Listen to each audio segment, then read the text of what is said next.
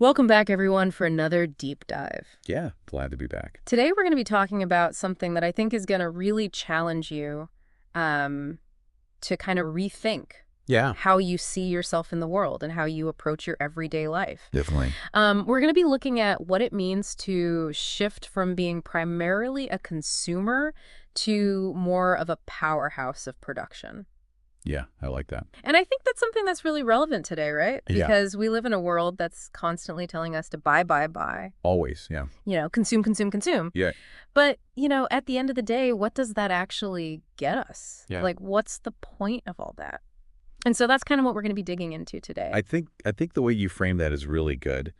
It's not that consumption is bad, right? Right. It's just, are we doing too much of it, Yeah. or are we doing it without intention? Yeah. I think that's really the question. Yeah. And is it actually serving us? I think that's another good question to ask. And so to kind of guide us on this deep dive, we're going to be looking at a couple of really interesting sources. Yeah, good sources. One is a collection of entrepreneurial mentorship notes that I came across. Very cool. And then the other is a talk on this whole dynamic between production versus consumption. Nice. So should be a really interesting blend of perspectives. Yeah, I'm excited for this. Me too. So let's just jump right in. Let's do it. So, one of the things that we talk about a lot is this idea of being intentional with our time and our energy, Absolutely.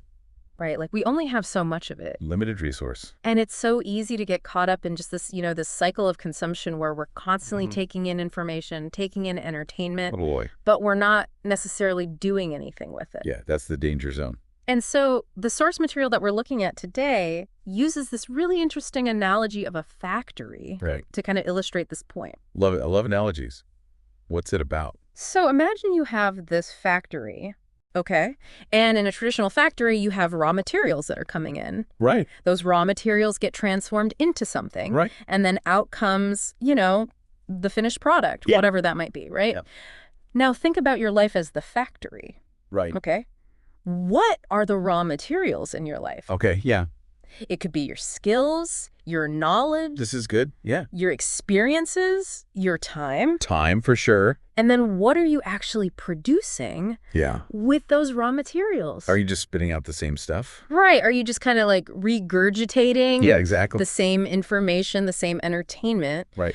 Or are you actually creating something new? Yeah. Are you adding value to the raw materials? Exactly. Yeah. Or just kind of shuffling them around? And I think that's really the crux of it, right? Totally. Is that when we're constantly in this mode of consumption, Yes. we're not really giving ourselves the space to actually create something new. For sure. And it's like we talked about, in the intro. Yeah. We are in a consumption-based world. Totally.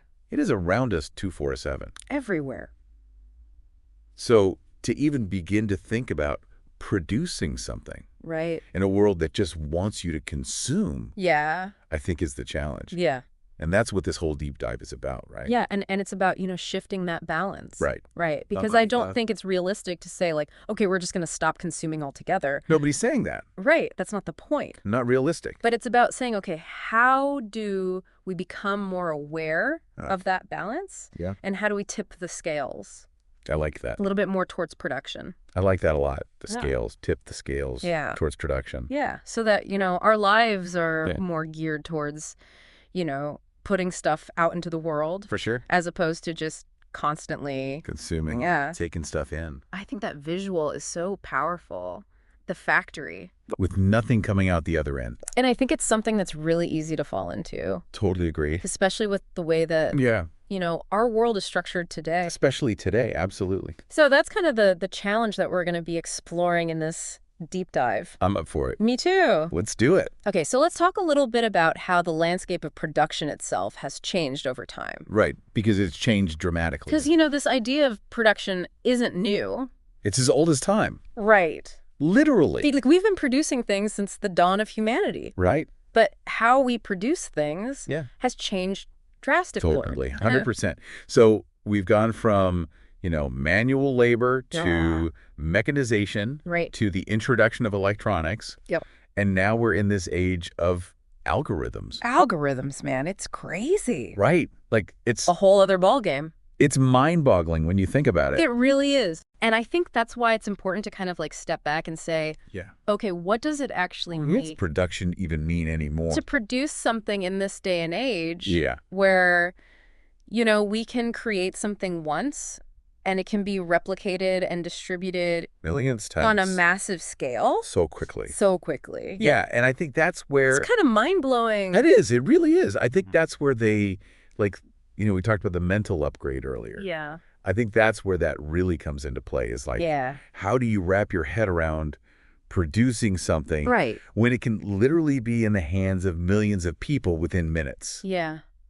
Like, that's wild. A lot of responsibility, too, I think. Huge responsibility Yeah. that most people aren't ready for. And it's interesting because, we talked about those raw materials, like the knowledge, the skills, the experience. Right. I feel like those things are even more important now I agree. than they ever have been. More important now than ever. Because, Yeah. In the past, you could maybe get away with Right. just kind of like being good at one thing. Right. Just knowing how to do one thing really well. Right. And that was enough. Yeah. But now it's like you really need to be How to be more well-rounded. more well-rounded, more adaptable, more, 100%. able to kind of like learn new things quickly. It's almost like the more you know, the more valuable you are, I think so, yeah. which is an interesting concept. That's a different way of thinking about, For sure. work and value. Yeah, it's not just about your labor anymore. Right. It's about what you know and what you can do with what you know. Exactly. And I think that's what makes this whole conversation so interesting. Absolutely. Yeah, this is great. Because it's not just about, like how to be more productive at work or Right, how right. to make more widgets. Right. It's about like how do we show up in the world Totally. as more As producers intentional and impactful individuals. of value. Yeah. Yeah, I like that a lot. So how do we actually do that? Right. That's the question. Yeah. So where do we even start? Like, how do we actually bridge that gap from, passive consumer to active producer? Well, it starts with recognizing the right inputs. Okay. What do you mean by that? Well, remember that factory analogy we were talking about? Yeah. It's not enough to just have a factory, right? Yeah. You need the right raw materials to create a high-quality product. Right. So in this case, our skills, our knowledge, our experiences, those are the raw materials. Exactly. And just like a factory owner wouldn't just throw any old scrap metal into their machines. Right. We need to be mindful of the quality of the inputs that we're feeding into our own personal factories. So it's not just about consuming less. It's about consuming better. 100%. It's That's about like- being more discerning about the information we take and the content we engage with, the experiences we choose to have. So instead of mindlessly scrolling through social media for hours, Mhm. we might be better off reading a book or having a conversation with someone who challenges us. Exactly. It's about being intentional about those inputs. Okay, so that's the raw material side of things. But what about the actual production process itself? That's where wisdom comes in. Wisdom. Yeah. Wisdom is like the secret sauce in all of this. Okay, I'm intrigued. How do we define wisdom in this context? Wisdom is about taking all of that knowledge, all of those experiences, and actually applying them in a way that creates value. So it's not just about knowing a lot of stuff. It's not about being a walking encyclopedia. Right. It's about understanding how to use that knowledge to solve problems, make decisions, and create something new.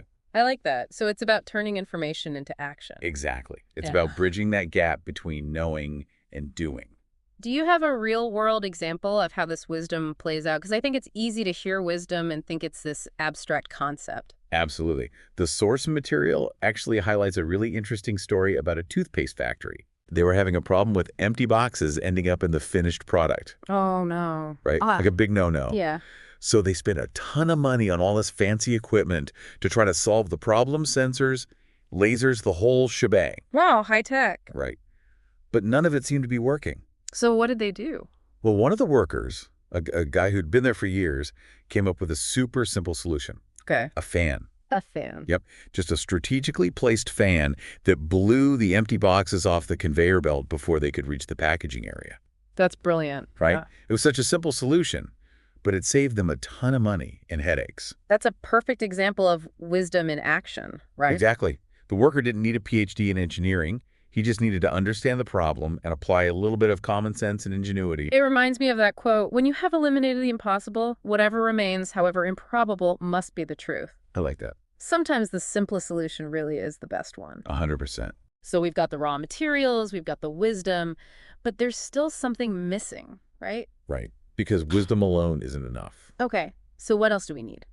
We need to understand the importance of time, space, and scale. Okay, break those down for me. How do producers approach those elements differently? Most people view time and space as things to be consumed. Okay. We're always rushing. We're always trying to cram more into our schedule. Right, always trying to be more efficient. Exactly. Yeah. And we often end up sacrificing our well-being and our creativity in the process. Because we're so focused on just getting things done. Exactly. And then there's space. Okay. We fill our homes with stuff, our calendars with appointments, and our minds with distractions. It's like this constant state of overwhelm. Exactly. Right. We've become so accustomed to this cluttered, chaotic way of living that we've forgotten what it feels like to have space to breathe, to think, to create. Okay, so how do producers approach these elements differently? Producers see time and space as valuable resources to be maximized, not consumed. So instead of trying to cram more into their day, a producer might actually schedule in time for rest and reflection.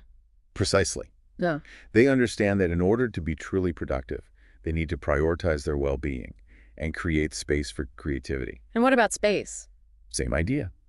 They're intentional about creating physical and mental environments that are conducive to their work. So that might mean having a dedicated workspace, decluttering their homes, and minimizing distractions. Exactly. It's all about creating the optimal conditions for production. I like that.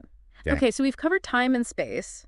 What about scale? Scale's all about leverage. Leverage. Yeah, it's about finding ways to multiply our impact without multiplying our effort. Okay, so scale is about leverage. It's Right. about maximizing our impact without getting bogged down in busy work. Right, exactly. And one of the best ways to do that is by understanding the power of force multipliers. Force multipliers. Yeah, it's a term that's often used in a military context, but it applies perfectly here. Okay, I'm listening in. A force multiplier is basically anything that amplifies your effort.